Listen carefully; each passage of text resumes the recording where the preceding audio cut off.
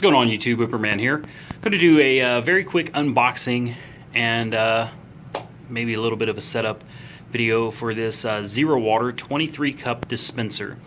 It claims it's the only pitcher certified to reduce lead with the largest capacity system. Turn it over to the back here, and it's got a 5-stage ion exchange filtration system. It claims 000 dissolved solids, just like purified water. I do want to point out that the FDA considers purified bottled water anywhere between 000 and 010. So anywhere in between there, you're getting bottled water filtration. This product in and of itself was right around $40. These additional cartridges right here, sorry, not those. These additional cartridges will run you approximately $15. I can't tell you how long it lasts. I'll have to do a follow-up video on that. Yes, I did take this off because I hate sitting around trying to figure out how to open it on video. So let's go ahead and pop this thing open, see what it looks like. You know how much I love instructions. I usually just sit them to the side, but we'll probably use that, actually. This should be pretty simple. I mean, except for the opening it part. Toss that to the side, and it looks like we've got this monstrosity here. We'll go ahead and pull it out. There she is, and there's nothing left in the box. So we got this thing wrapped up pretty tight. Go ahead and start unwrapping it here. Love cellophane.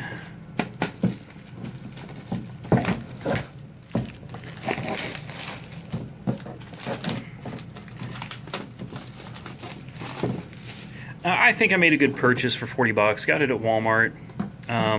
Just got that Keurig machine, and even though I got a filtration system for it, after doing some research, I'm not entirely sure that that is good enough to be using tap water in. So the primary purpose of this is to purify the tap water for the Keurig machine. I guess if the kids want to drink it, they can, but it's not really for that. So you see this whole thing just kind of comes apart. You've got a piece of cardboard in here you're going to want to get out, and don't think you're going to want to keep all this stuff in there for your purified water. It comes with a, before I break it, it comes with a water tester, which is pretty cool. This will tell you like how many parts per million of dissolved solids are in your water. This particular thing right here is actually kind of cool because you can test your water before you purify it, and then you can test the water coming out of it after. And I believe, you know, I was kind of hoping this thing would test. You could just push the button to test it, but it fits right here.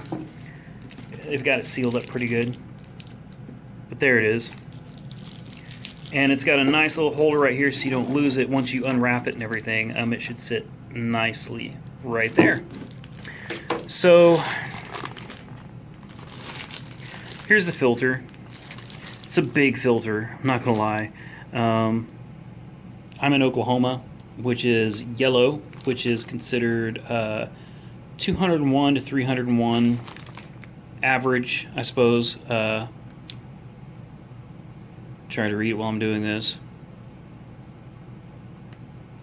From the looks of it, the water in Oklahoma is pretty much average. It's dead in the middle. So we'll go ahead and do is open this. Now I want to tell you right now, it recommends replacing the filter when this device right here reads 006, but I'm going to say no. According to the FDA, purified water is anywhere between 000 and 010. So 006, it may be time to go get a filter, but I wouldn't replace it until you get like 009 is when I would replace it, because these things are $15 a piece. So go ahead and rip this thing open. I'm not just going to install it. We probably need to read the directions before we just go throwing things together, because you never know, this thing may need to be rinsed first or something, and I don't want to poison anybody. But here's what the filter looks like. It's got a nice little O-ring gasket right there, so make sure that thing is nice and sealed down at the bottom. Here's what the top of the filter looks like. And there she is, you know. So from what I could tell, how this is going to go, this lid goes up here, all right? The filter, however, is going to mount on the bottom of this. So make sure when you go to sit this in here, you've got your filter screws in, all right? Just like this. That's how it's going to look, and that whole thing will go down in there together. Then when you fill it up, before any of the water gets to the container, it has to first pass through this entire filtration system. It looks like it could take a while. It's a little tiny hole down there for a lot of water to go through, so just keep that in mind. Obviously, before you use this, guys, rinse it out. I mean, you probably want to wash it, run some water through this, make sure it's nice and clean so you don't have any leftover whatever for manufacturing in there. Here's the lid. Lid sits on it like this. There we go. There we go. There we go. You lift it up right here, fill it up with water right there, passes through the filter, and you have filtered water down the bottom. Like I said, clean this thing out first. Every piece of it, guys. Every part of it. Clean it all up. Alright, read the directions. No need to rinse the filter. It's basically exactly as I said. Take everything apart, wash it with warm water, clean it out, dry it completely, screw that filter on like I showed you earlier, and then fill the reservoir. Don't overfill it, or you're going to have problems with that. So, you know, don't overfill it. And I decided to do a quick test of my current water readings, and then we'll do a test after. This is real time. Just poured a cup of water from the sink. Alright, so after reading a little more, there it doesn't show the fill line. Basically, don't go past this notch right here. Alright, just keep it a little bit under there. We're going to do a real-time test of my tap water right now.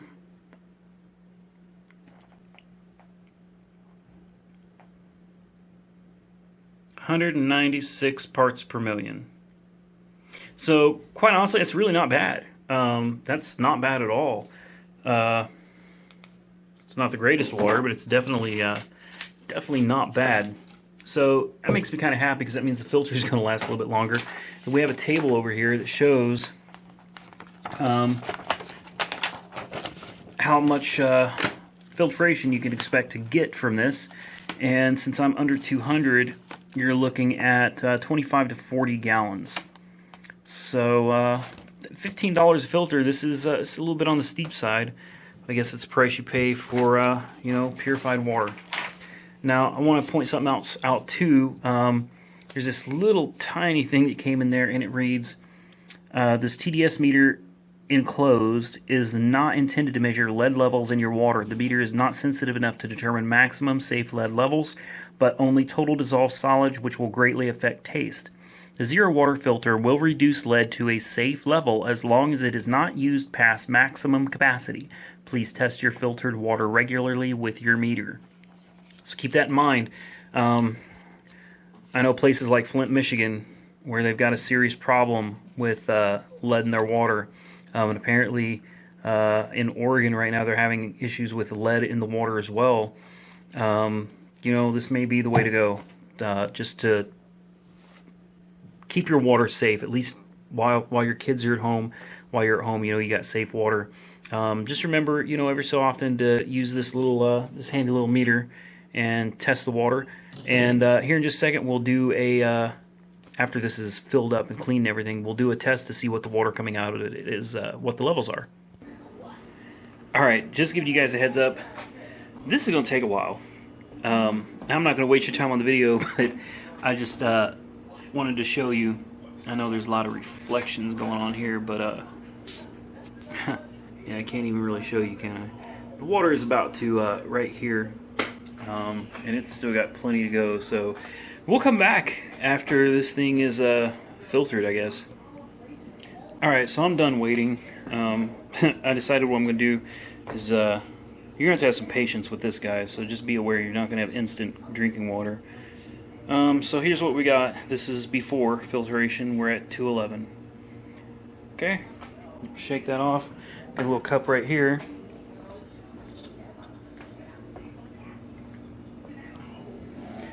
Alright, so let's go ahead and fill this thing up.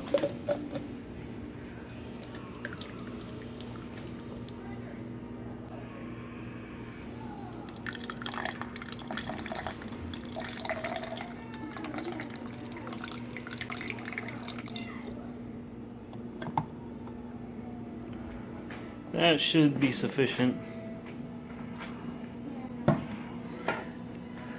So let's test the water coming out of it now.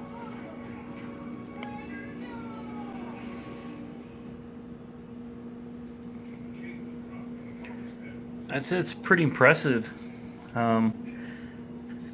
Check it one more time.